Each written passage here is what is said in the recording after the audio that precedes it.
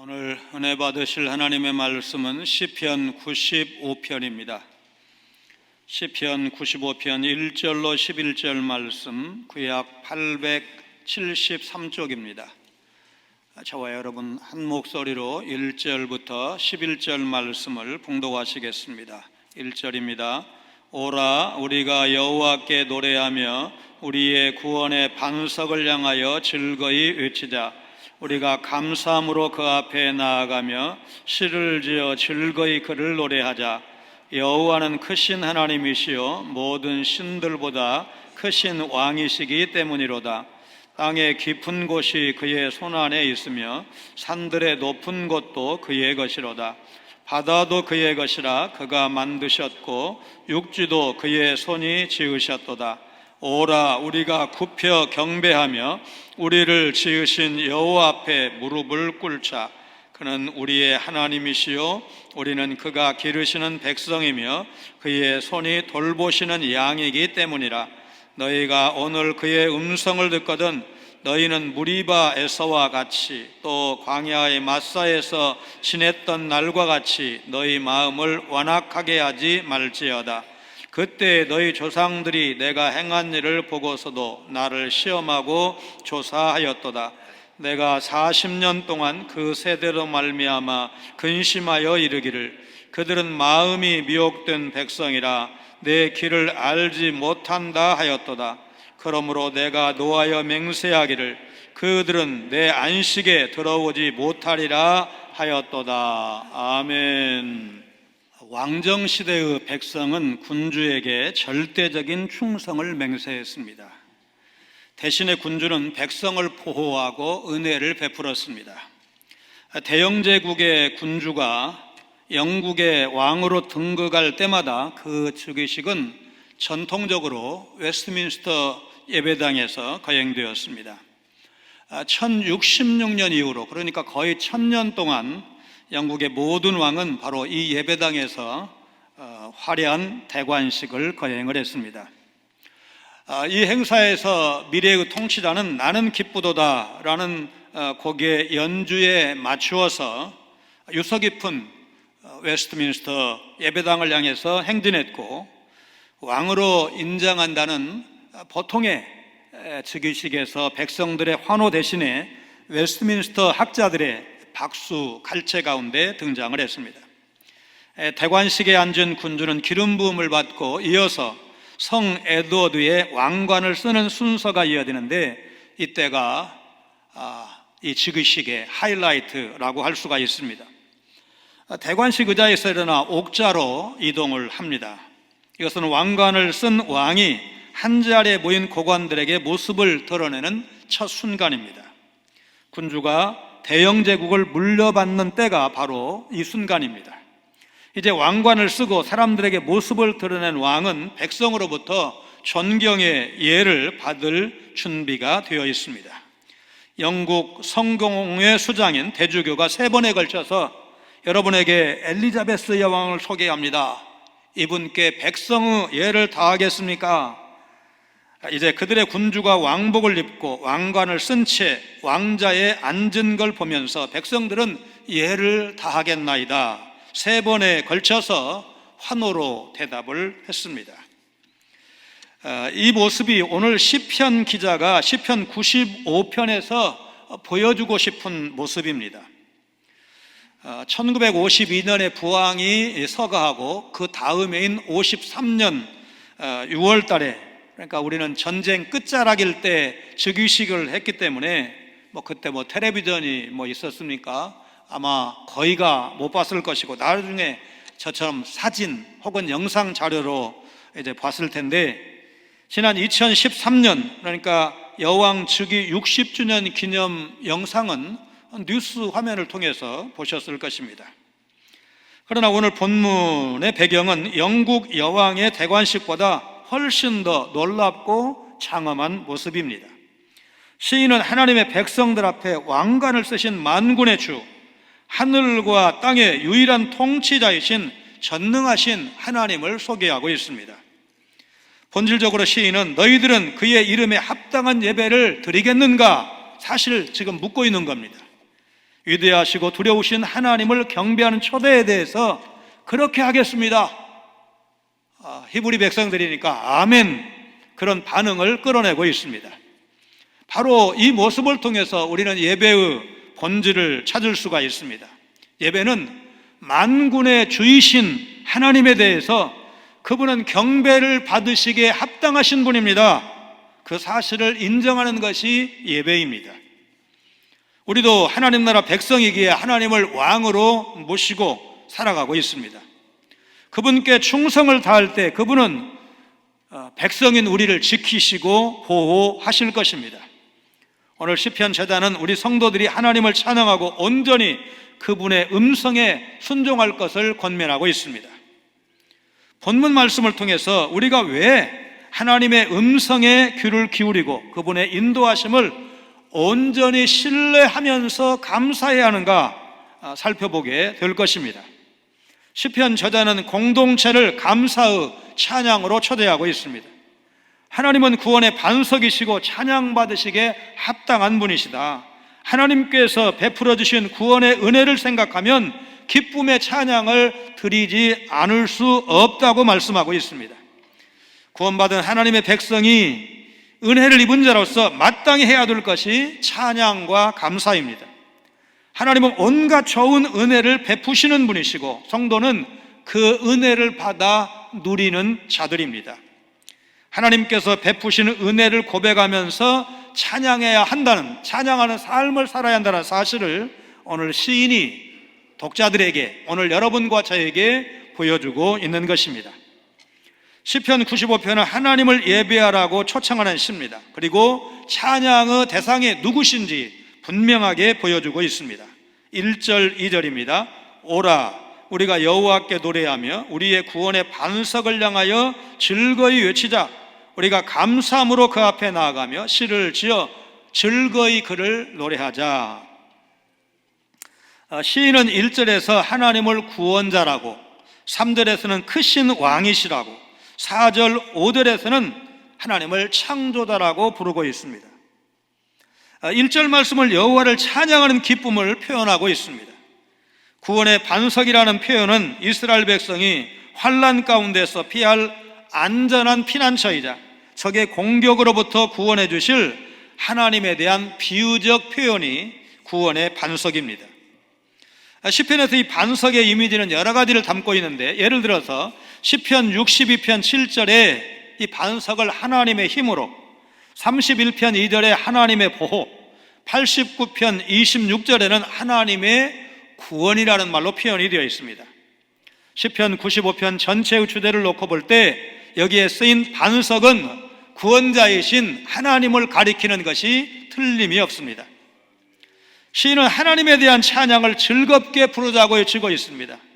하나님이 너무 위대하시기 때문에 나 혼자 찬양할 수 없습니다. 여러분도 다 와서 함께 찬양합시다. 지금 그렇게 노래하고 있습니다.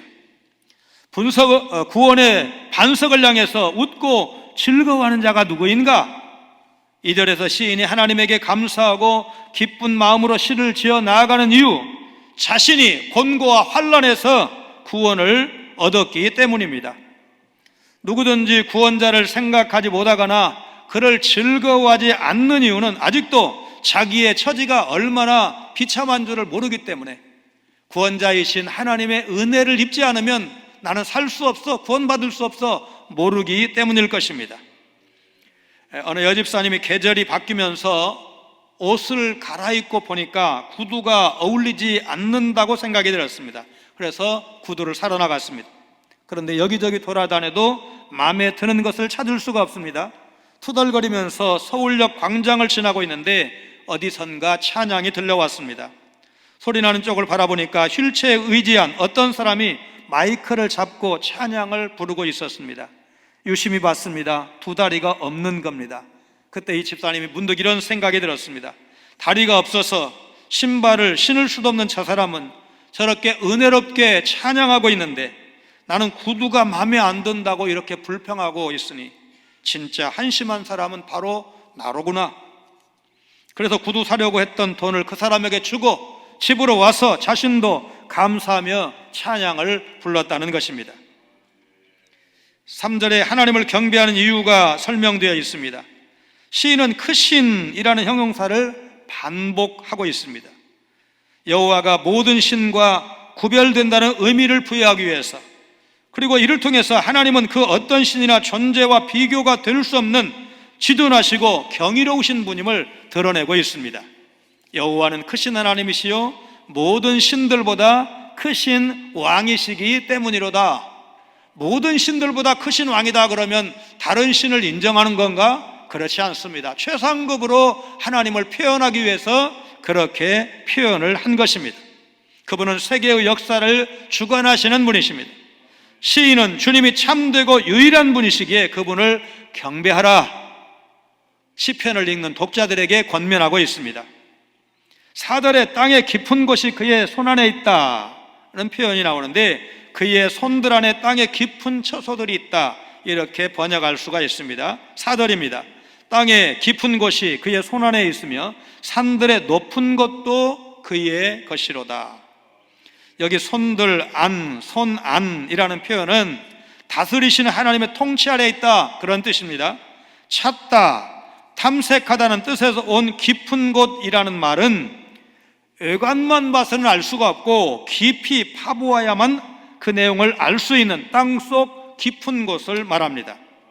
결국 4절 말씀은 인간의 일상적인 관측 능력 밖에 있는 모든 것들도 하나님의 다스리는 영역 안에 있다, 하나님의 주권 아래 있다는 사실을 말씀하고 있는 것입니다.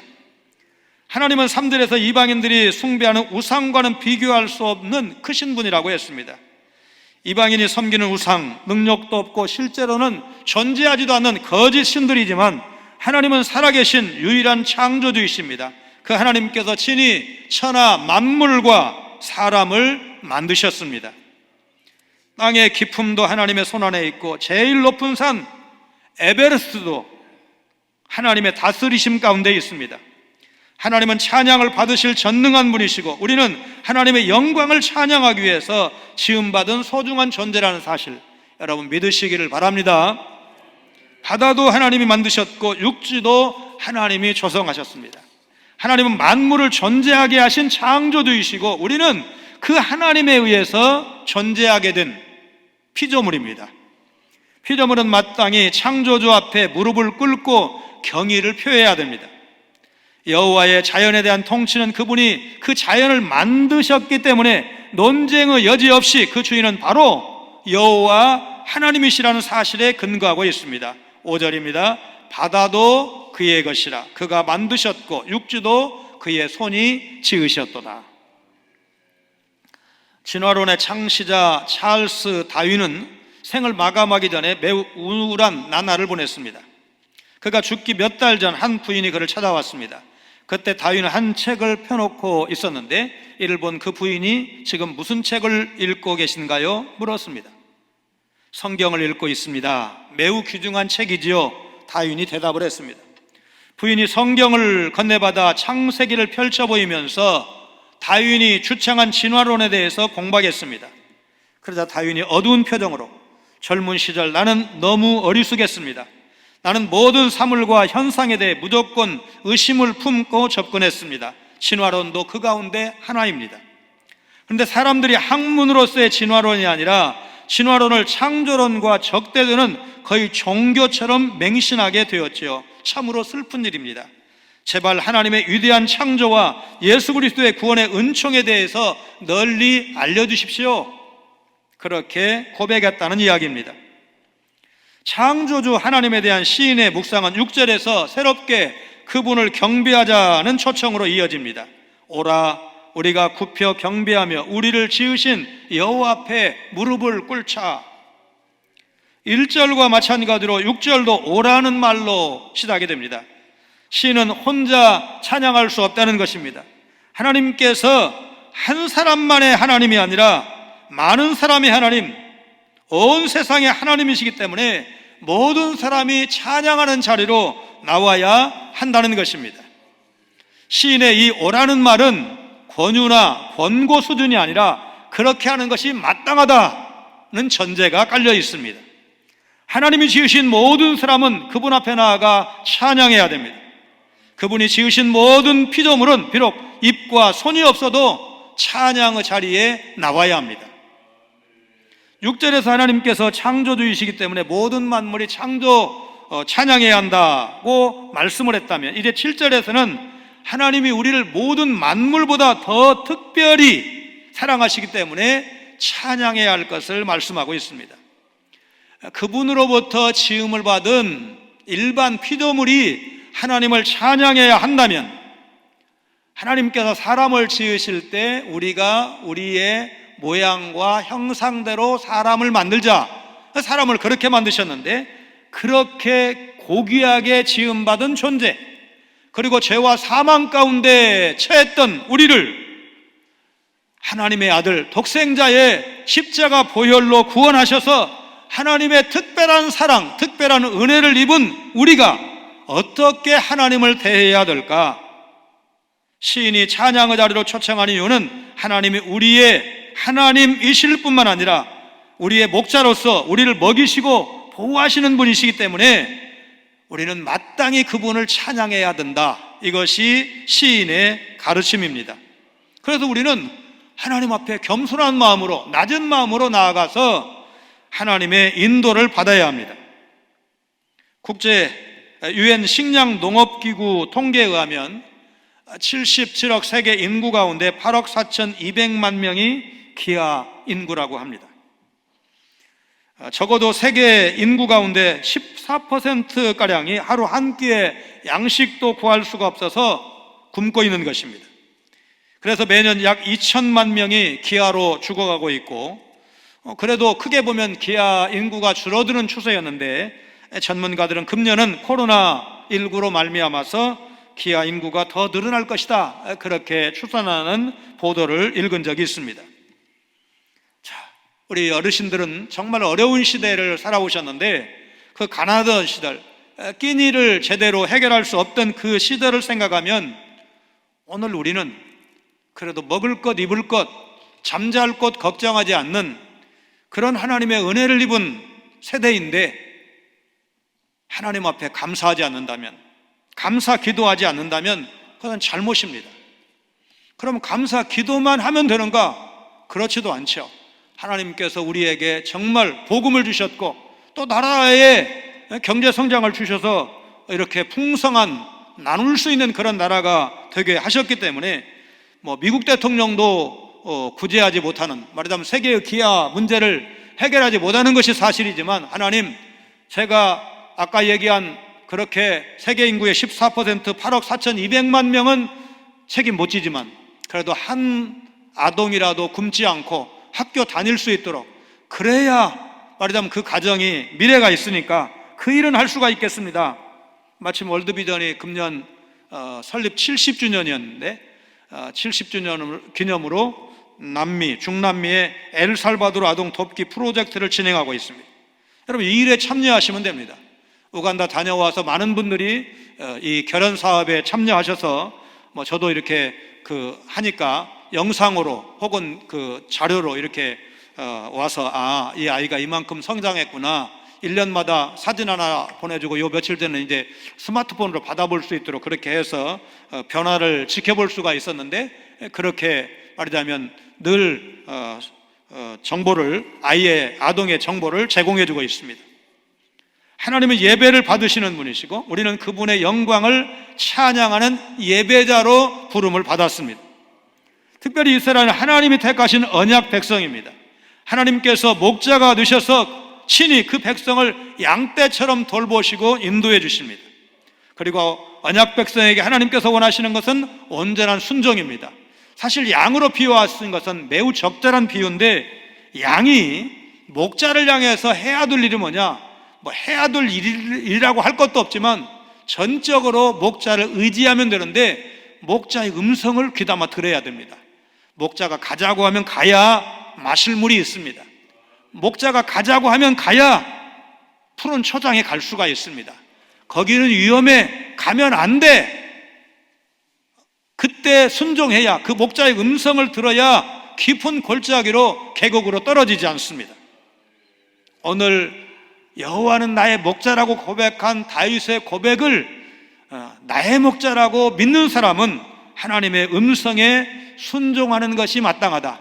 그분의 부름받은 양으로서, 하나님을 목자로 보시는 믿음의 사람으로서 그분의 음성에 순종해야 된다. 여러분 믿으시기를 바랍니다. 그런데 이스라엘은 무리바에서 하나님의 인도하심을 온전히 신뢰하지 않았습니다. 인도하심을 의심하면서 원망하고 불평했습니다. 하나님 앞에서 완악한 마음을 품었습니다. 광야에서 늘 하나님의 임재를 경험했음에도 불구하고 일이 생길 때마다 의심했고 원망했습니다. 시인은 8절로 11절에서 과거의 출애굽 사건을 회상하고 있습니다. 너희는 무리바에서와 같이 또 광야 마사에서 지냈던 날과 같이 너희 마음을 완악하게 하지 말지어다. 그때에 너희 조상들이 내가 행한 일을 보고서도 나를 시험하고 조사하였도다. 내가 40년 동안 그 세대로 말미암아 근심하여 이르기를 그들은 마음이 미혹된 백성이라 내 길을 알지 못한다 하였도다. 그러므로 내가 노하여 맹세하기를 그들은 내 안식에 들어오지 못하리라 하였도다. 출애굽 사건은 하나님께서 이스라엘을 양같이 인도하신 사건입니다. 그들은 하나님의 양으로서 40년간 광야 생활을 했습니다. 매일 하나님께서 공급하시는 신령한 음식인 만나를 먹었습니다. 밤에는 불기둥이, 낮에는 구름기둥이 나타나서 길 잃기 쉬운 광야에서, 또 뜨거운 햇빛에, 또 밤에는 차가운 공기에 의해서 몸을 상할 수 있는 그 환경에서 하나님의 백성으로서 인도함을 받았습니다. 시인은 하나님을 경배하는 방식이 무엇인지를 소개하고 있습니다. 하나님을 경배하는 것은 한 번만 한시적으로만 하면 되는 것이 아닙니다. 일생 동안 영원히 구원받은 하나님의 백성으로서, 하나님의 창조를 받은 피조물로서 하나님을 찬양하고 영광을 돌리는 것이 믿음의 사람으로서 해야 될 일인데, 이스라엘은 무리바와 마사, 에서와 같이 하나님을 향해서 자주 마음을 강팍하게 했고 반역하며 살아왔습니다. 그 반역의 결과 하나님은 광야, 빠르면 2주, 길어도 40일이면 통과할 수 있는 그 길을, 노정을 40년이나 방황하게 하셨습니다. 그리고 기성세대는 약속의 땅에 들어가지 못하도록 광야에서 다 죽게 하셨습니다. 사실 약속의 땅 가나안은 출애굽기 33장 14절에 내가 친히 가리라, 내가 너를 쉬게 하리라, 약속하신 대로 모든 외적인 위협으로부터 안전을 보장할 수 있는 하나님이 예비하신 장소였는데, 안타깝게도 불순종한 이스라엘 백성들은 그 약속의 땅에 들어가는 것이 허락되지 않았습니다. 그들은 언제나 하나님의 음성에서 벗어나 길 잃은 양처럼 방황했습니다. 하나님의 음성에 귀를 기울이고 온전히 신뢰해야 했는데, 그래야 길을 잃지 않는데, 그들은 하나님을 신뢰하지 못함으로 여호수아와 갈렙을 제외한 모든 기성세대들이 광야에 뼈를 묻을 수밖에 없게 되었습니다. 여호수아와 갈렙처럼 하나님을 신뢰하고 하나님의 음성을 전적으로 믿고 신뢰할 때 참된 안식의 복, 가나안 땅에 들어가는 것을 상징적으로 표현한 것이고, 더 나은 안식인 영원한 천국도 하나님을 신뢰하고 믿음으로 예수 그리스도를 영접한 사람만이 들어갈 수가 있는 것입니다. 생각해보면 우리는 홀로 존재할 수 없는 연약한 사람들입니다. 우리가 인식하지 못하는 순간도 우리는 하나님의 보호를 받고 있습니다. 이사야서 49장 14절 15절 말씀은 이스라엘이 바벨론 포로라는 아주 극심한 고난 가운데 있을 때 충분히 하나님의 어떤 그 존재에 대해서 회의할 때, 의심할 때 주셨던 말씀입니다. 우리 같이 읽습니다. 오직 시온이 이르기를 여호와께서 나를 버리시며 주께서 나를 잊으셨다 하였거니와 여인이 어찌 그 젖먹는 자식을 잊겠으며 자기 태에서 난 아들을 긍휼히 여기지 않겠느냐. 그들은 혹시 잊을지라도 나는 너를 잊지 아니할 것이라. 여인도 잊지 않습니다. 부모, 자식 잊는 순간 없습니다. 잠잘 때는 있겠죠. 그러나 깨어있는 날 동안에는 자식을 위해서 늘 걱정하고 염려하고 기도하는 것이 부모입니다.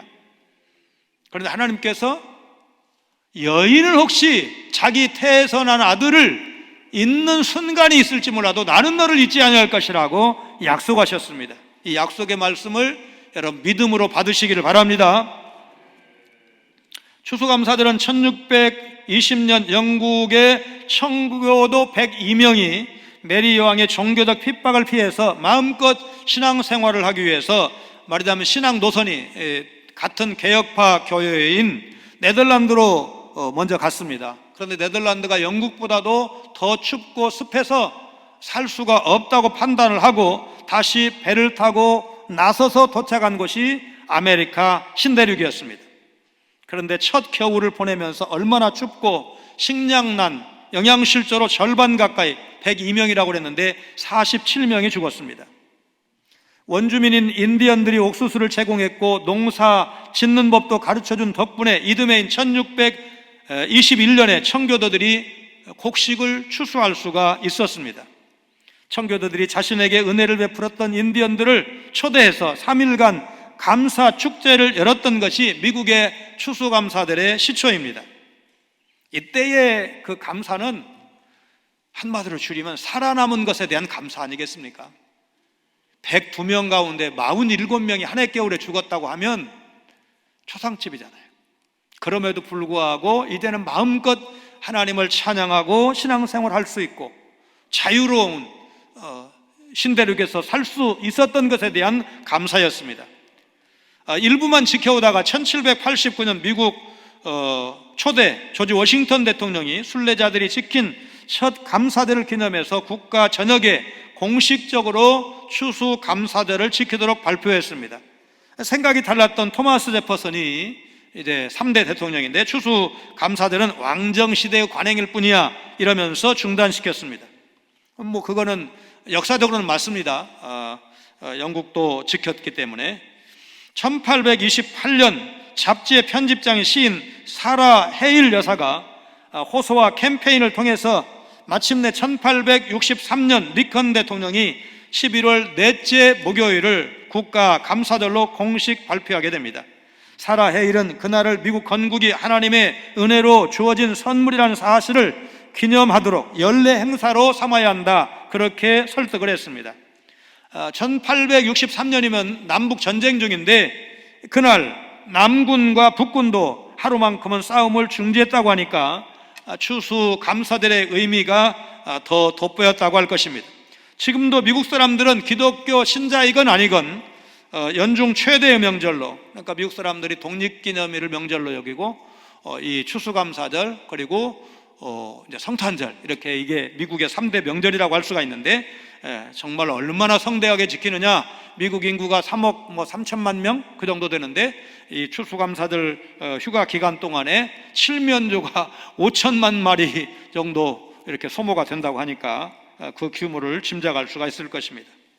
추수감사절은 모세를 통해서 이스라엘 백성을 향해서 너희가 가나안 땅에 들어가면 너희의 소산을 먹을 때 너희에게 그 소산을 주신 하나님께 감사하고 찬양하라 명령한 이후에 이스라엘 백성들이 대대로 지켜왔고, 한국교회는 미국 선교사들이 이제 한국교회에 와서 선교하고 복음을 증거하고 교회를 세웠기 때문에 미국 교회의 추수 감사절을 이어받았다, 그렇게 보는 것이 옳을 것입니다.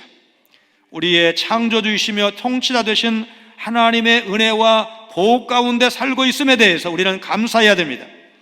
그분의 돌보심을 기뻐하면서 말씀에 순종하는 것이 성도로서 가야 할 길이다, 여러분 믿으시기를 바랍니다. 하나님이 만유의 창조주이심을 진심으로 믿는다면 우리는 그분의 음성과 인도하심을 전적으로 신뢰해야 되고 그분께 순종하며 감사할 수 있어야 합니다. 하나님의 말씀에 대한 신뢰와 순종은 참된 안식으로 가는 길이지만 그 음성을 듣고도 거역한다면 광야의 이스라엘 백성들처럼 파멸로 가는 것입니다.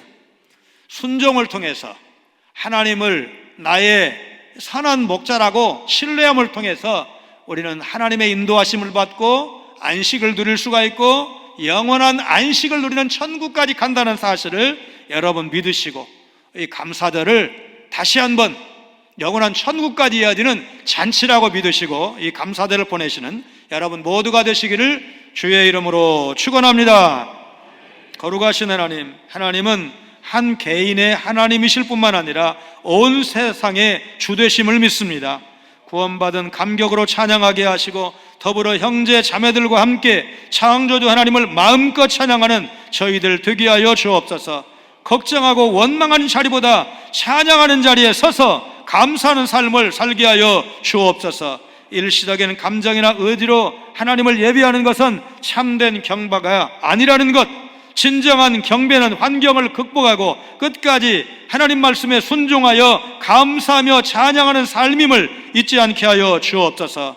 하나님께서 만드신 것은 무엇이든지 하나님을 위해 창조주 하나님을 예배하고 성삼위 하나님께 영광을 돌리기 위해서임을 믿고 하나님의 영광 앞에 겸손히 엎드리는 저희들 모두가 되게 하여 주옵소서. 예수님 거룩하신 이름으로 간절히 기도하옵나이다. 아멘.